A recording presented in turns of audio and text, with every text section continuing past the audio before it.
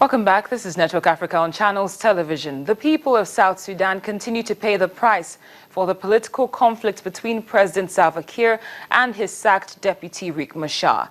As a result of the conflict, many have had to settle in camps across the country. However, in this next report, our focus is on the downside of the creation of 28 states. It's not only a complicated process, but could be a breach of the 2015 peace deal. The civil war has displaced more than 2.2 million people, mostly in the northern oil-producing Unity, Jonglei, and Upper Nile states of South Sudan. Both sides accuse each other of going against the peace deal signed in 2015. Last year, Kiir replaced the country's 10 states with 28 new states, a move opposed by rebels who say it violates a peace agreement to end nearly 2 years of fighting that stipulates rebel leader Riek Machar must be consulted on major government issues. In a recent interview in Juba, former Botswana President Festus Mogae, the chair of the Joint Monitoring and Evaluation Commission, said the development was a breach of the peace agreement and would need further consultations. The picture is mixed because the creation of the 28 states has been a complicating factor. So all the other parties other than the government are up in arms against it, and we're going to have to discuss it in the next meeting. In the meantime, the warring parties agreed on Thursday to share ministerial positions in a transitional government of national unity. I hope that the parties will comply with the agreement in order that peace can be brought about. As you know now, the donors are less forthcoming than before because they are not very pleased with events that have taken place. The new agreement also stated that a transitional government will be created for a period of 30 months, followed by an election. The conflict has killed thousands of people and seen 500,000 flee the country, according to humanitarian agencies. Now to other matters regarding the migrant crisis. Germany has been forced to review its migrant policy following the sexual assaults which transpired in Cologne. Most of the perpetrators of the sex crimes are suspected to be migrants from Arab nations and North African countries. This New Year's Eve attacks on women in Cologne, blamed on migrants, have put increasing pressure on the Chancellor Angela Merkel. The result is that Germany has opted to send an increasing number of migrants back to Austria every day since the beginning of this month. Most of those sent back to Austria are not Syrians who usually get asylum. Instead, they are migrants specifically from Afghanistan, as well as Morocco and Algeria.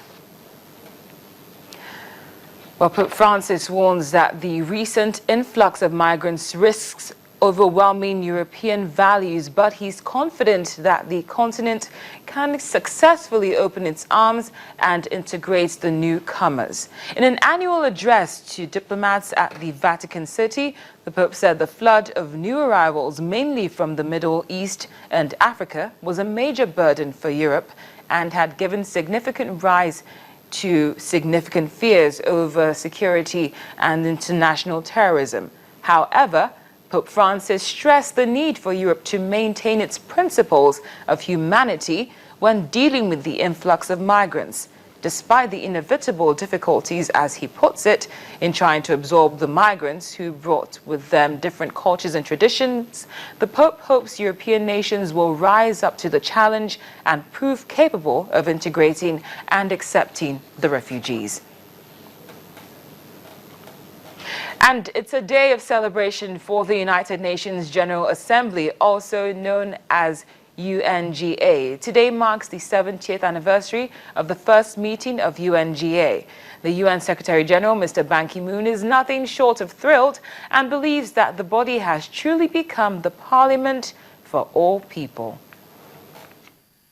70 years ago, on the 10th of January 1946, 51 nations came together at Westminster Central Hall in London, England, and called to order the first meeting of the UN General Assembly.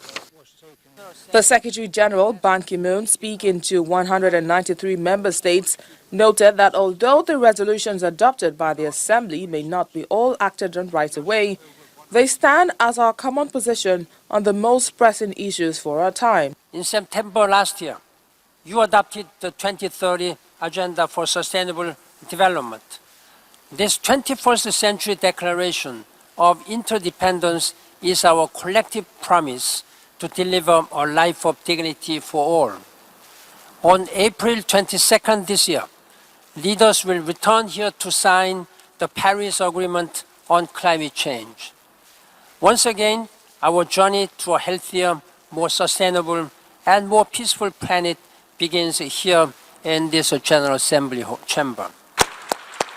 The GA president recalled that today, with 193 members representing 99.5% of the world's population, the General Assembly has become the single most representative deliberative body in the world. The first meeting of the General Assembly was without any doubt the beginning of something special. It was a major step forward by what is now commonly referred to as the international community. After the General Assembly meeting, UN officials and member states representatives gathered at the headquarters Delegates Lounge to celebrate the 70th anniversary of the GA's first session.